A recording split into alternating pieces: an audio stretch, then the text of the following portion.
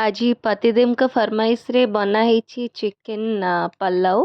एटा chicken biryani नुह chicken पलाउ आज से बनई तो तापाई से प्रथम आलू जगर चोपा छड़े देते भल से चिकेन भी आसी जाइला कहीं जेहेतु आम दुई जन ही खाइबू से दिन मो ससुर तो बाहर को पड़े कि पार्टी थिला तो आम मैंने दी जन ही खाया थे अधा किलो चिकेन रे माने चिकेन पार्टी बारंबार यहाँ बिरियानी बिरियानी ही बाहरी जाऊँगी चिकेन पलाउ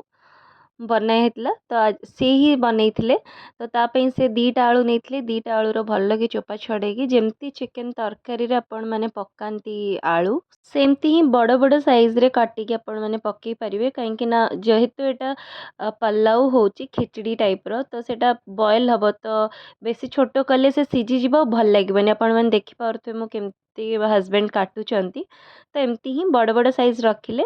सेटा गोटा गोटा रोटा कि खाइला बेलू बढ़िया लगे तो फाइनाली ए प्रेसर कुकर रे टिके रिफाइन तेल पकईदे से रिफाइन तेल पकई सारापर ता देहरे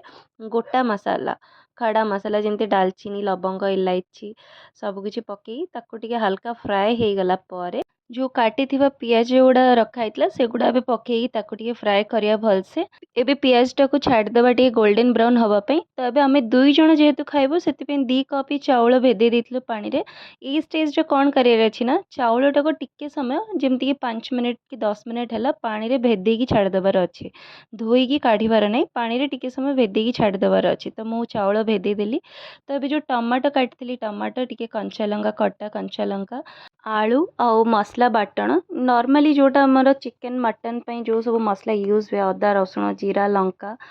पियाज से ही बाटणटा को ये पकई देवार अच्छी यही टाइम हमको सब जिन पकई दबार अच्छी टमाटर आलू कंचा लंका मसला बाटण देकी कषिदेवा टिके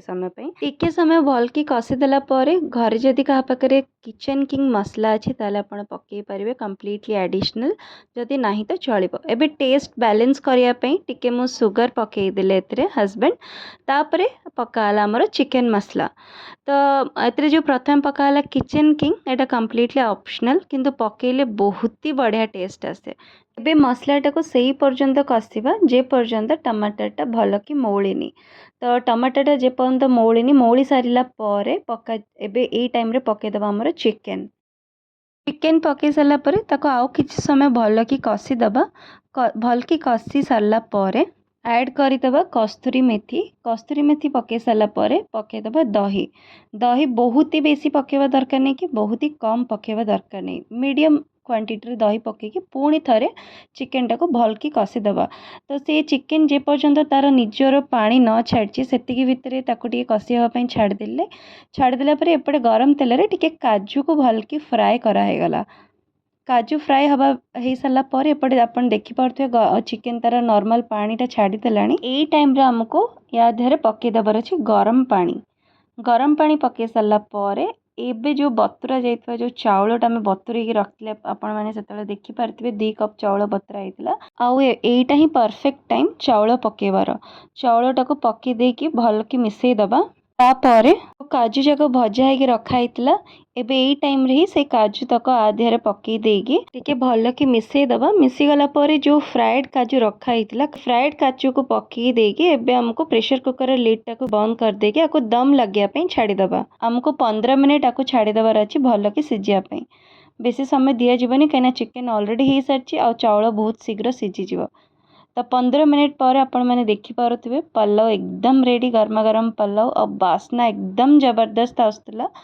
तो मु तो लोभरे संभाली पारनी आम मैंने चालू बाड़ी खावाई मु आशा करुँची कि आपण मानकर आशीर्वाद से भाया मो वीडियो पर रहू ताकि मो आग को आहरी भल भल वीडियो आनी पारुथाए वीडियोटी भल लगे काइंडली मो चैनल को लाइक शेयर सब्सक्राइब करंतु रोची जय जगन्नाथ।